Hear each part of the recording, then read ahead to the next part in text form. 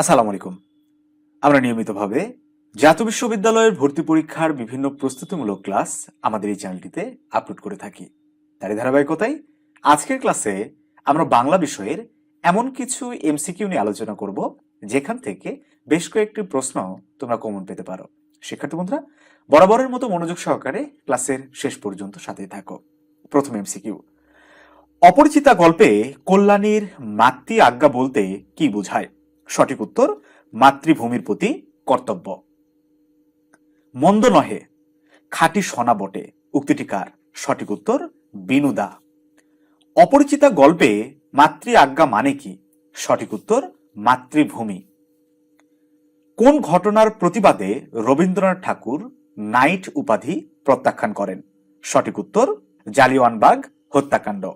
আমার কন্যার গহনা আমি চুরি করিব, এ কথা যারা মনে করে তাদের হাতে আমি কন্যা দিতে পারি না, উক্তিটি কে করেছিলেন?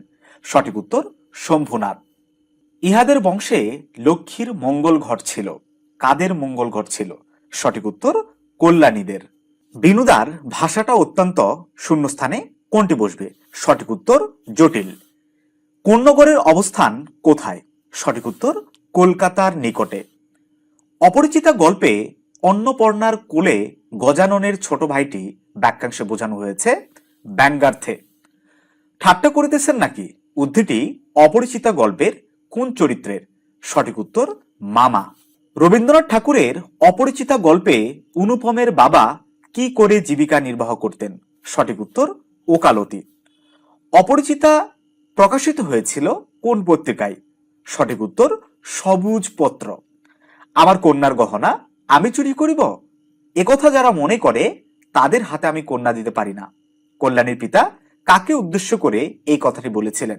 সঠিক উত্তর, বরের মামাকে। অপরিচিতা গল্পে নায়কের বয়স কত বলা হয়েছে? সঠিক উত্তর, 27 বছর।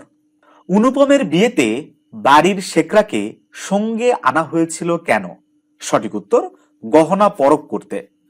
অনুপমের মামার সঙ্গে মা একযোগে হাসলেন কেন? সঠিক উত্তর, পাত্রীপক্ষের দুরবস্থা কল্পনা করে। বিয়ে বাড়িতে প্রবেশ করে কে খুশি হলেন না? সঠিক উত্তর, মামা। অপরিচিতা গল্পে অনুপমের বিয়ের আয়োজন কি রকমের ছিল? সঠিক উত্তর, নিতান্ত মধ্যম রকমের। অপরিচিতা গল্পে কার মুখে কোনো কথা নেই? সঠিক উত্তর, শম্ভুনাথের। বাবাজি, একবারে এই দিকে আসতে হচ্ছে, উক্তিটি কার? সঠিক উত্তর, শম্ভুনাথ বাবুর।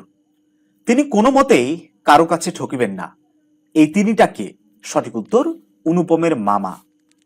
অনুপমের মামা ধনীর কন্যা পছন্দ করতেন না কেন? সঠিক উত্তর, মাথা উঁচু করে চলে বলে। বিয়ের আসরে মামা অনুপমের সামনে কি রূপে অবস্থান করেছিলেন?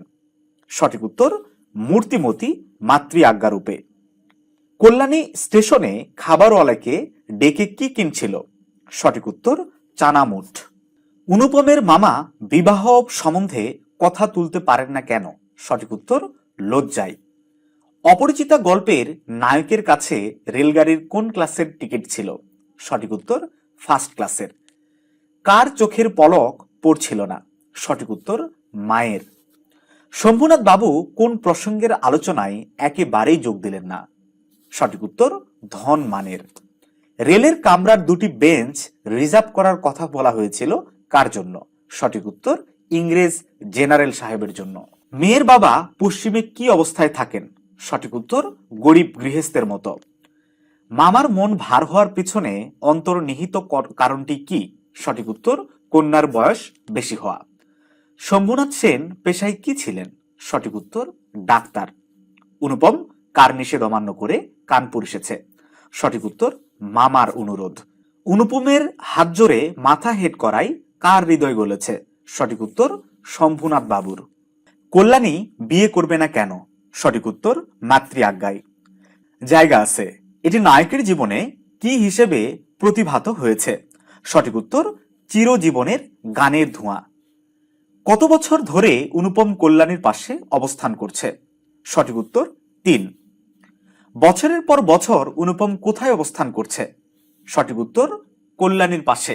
অপরিচিতা গল্পে হাফ শব্দটি দ্বারা কি বোঝানো হয়েছে? সঠিক উত্তর, দম। বিয়ের আসরে অনুপম সম্পর্কে কি প্রমাণ হয়ে গিয়েছিল? সঠিক উত্তর, কথা বলার মতো সে কেউ না। আদমশুমারি বলতে কি বোঝো? সঠিক উত্তর, লোক গণনা।